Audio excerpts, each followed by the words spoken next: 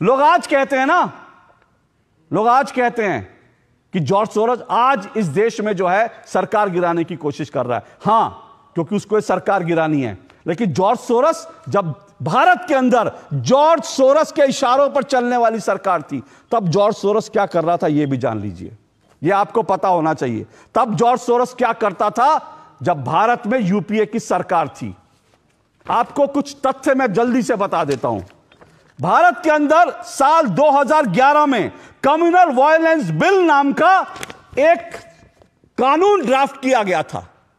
और आज मैं इस बात को डंके की चोट पर कह रहा हूं, इस बिल को जिन्होंने ड्राफ्ट किया उसमें 32 लोग थे।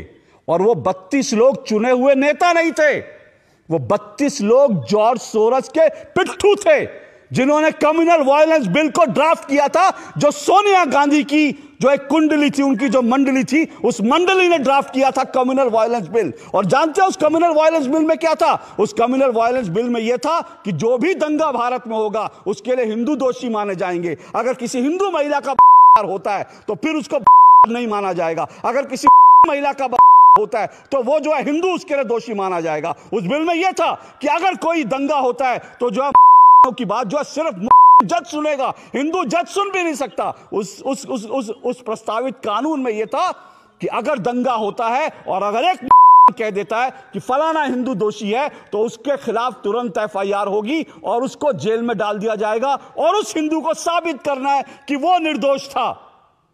कानून साबित नहीं करेगा, उसको साबित करना कि वो निर्दोष था। तुरंत जो है वहां पर न्याय होगा। और न्याय क्या होगा? हिंदू को उठा के जेल में डाल दिया जाएगा और जो है उसको माना नहीं जाएगा। ये कम्युनल वायलेंस बिल 2011 में बना था। और इस बिल के पीछे दिमाग जानते हैं किसका है?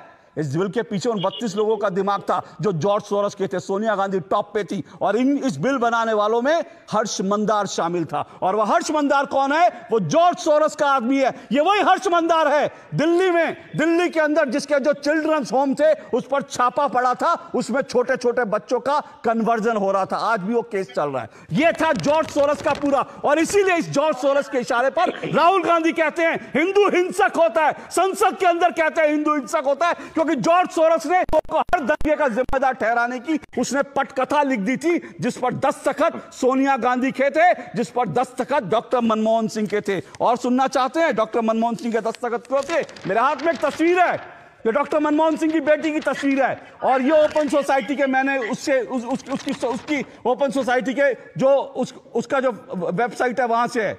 डॉक्टर मनमोहन सिंह की बेटी ओपन सोसाइटी के पेरोल पर थी।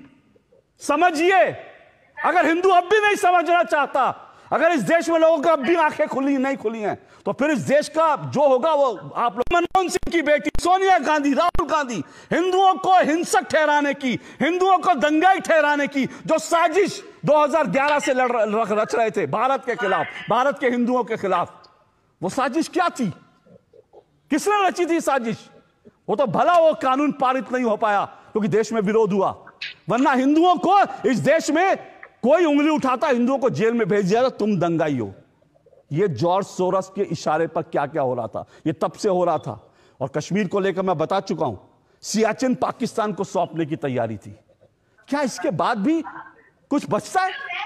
मैं फिर कह रहा हूं, हो सकता है निशिकांत दुबे के आरोप जो हैं उनमें कुछ पेच हो, उनमें कुछ गलत बात हो, लेकिन एक बार तो आप कहिए, एक बार तो कहिए आरोप गलत है। क्या ये वेबसाइट गलत है? कि वेबसाइट से जो तस्वीर आई क्या गलत है? सोनिया गांधी की तस्वीर लगी, इसको लेकर कांग्रेस ने अभी तक इस पर कोई वो नहीं किया। एक बार सोनिया गांधी कहते हैं मेरा इस संस्था से कोई लेना देना नहीं है, उसके बाद बीजेपी को हम सवाल पूछेंगे।